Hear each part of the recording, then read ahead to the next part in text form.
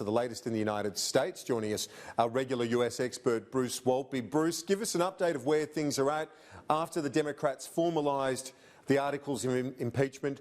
We've seen the president's reaction, declaring it a witch hunt. Where is it at? Where to next? Thank you, Kieran, and good morning from Brisbane. The House Judiciary Committee will convene in about 3 hours, which will be Wednesday night U.S. time, to hear from all of the members of the committee. Will make opening statements on the articles of impeachment that were drafted and introduced yesterday. That'll take up the balance of the evening. And then on tomorrow, so overnight our time, the very early hours of tomorrow morning our time, the committee will sit and will mark up the articles of impeachment. So it's like having a bill before a committee. It is open for amendment. Members can offer amendments. There will be debate and votes on that. And then at some point, the committee will move for final approval of the articles, vote on it. It will be a strict party line vote. The Democrats have a solid majority on the committee. And then they will act to approve it and send it to the floor of the House, where it will be scheduled for debate and voting next week. And in terms of the Senate inquiry, then, how does that play out? Will it be completed in time for the first primaries of the presidential year? The Republicans may not necessarily want it completed by the time of the first primaries, just to keep half a dozen Democratic senators running for president off the campaign trail. But on the other hand, President Trump does not want, I mean, this is a spectacle. This is a major issue in his presidency. He will come through it just by all accounts and where things stand right now.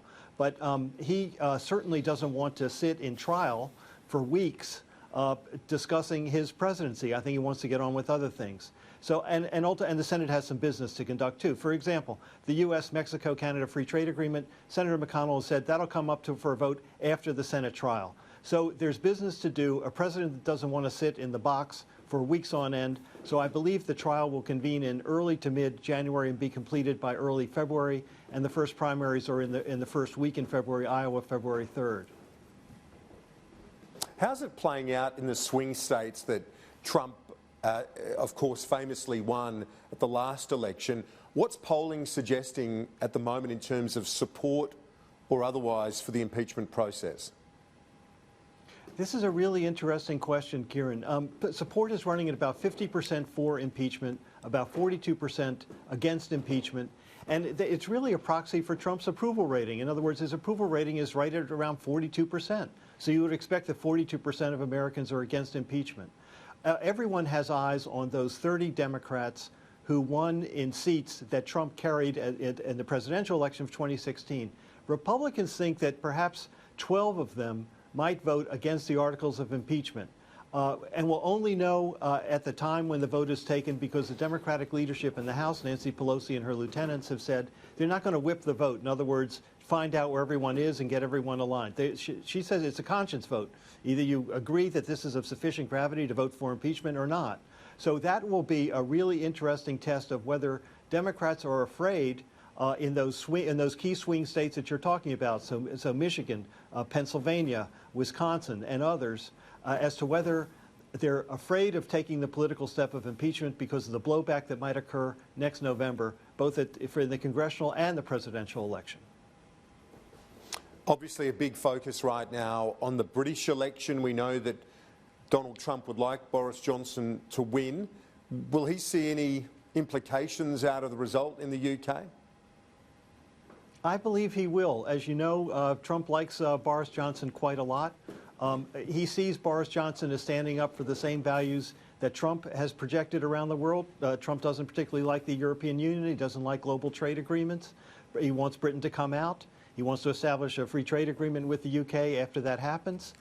So he wants Boris to win. And I think if Boris wins, Trump will see that as vindication for his policies. He likes to go into country where he sees a Trump constituency in a foreign country. He likes to play on it. And he certainly has tried to play on it with Nigel Farage and the Brexiteers in the UK. So if Boris does well, Trump will take that as a sign that he can do well next year, and he can defeat a far-left socialist candidate if the Democrats nominate that kind of person, and he'll characterize any Democrat as that kind of person. So if Boris beats Corbyn, Trump will see that as a real harbinger for what he can do in November 2020 in the United States. It's interesting. I know the general school of thought is that the Democrats should pick a middle ground candidate, but isn't there a counter-argument to say they should go a populist from the left, like an Elizabeth Warren, to counter the populism of the president? And a lot of there's high energy in the populist. There's more energy behind Elizabeth Warren, for example, than we've seen from Joe Biden, right? For example, but we'll see if Pete Buttigieg has enough momentum. One of our colleagues at Sky says Buddhamentum to get the popular support out. But yeah, in a time, if the economy is good, though, it's kind of hard to have a populist backlash against it. If the economy is bad, but right now the signs are pretty good. The Fed overnight said the economy looks relatively strong. They don't feel a need to cut interest rates further for the time being.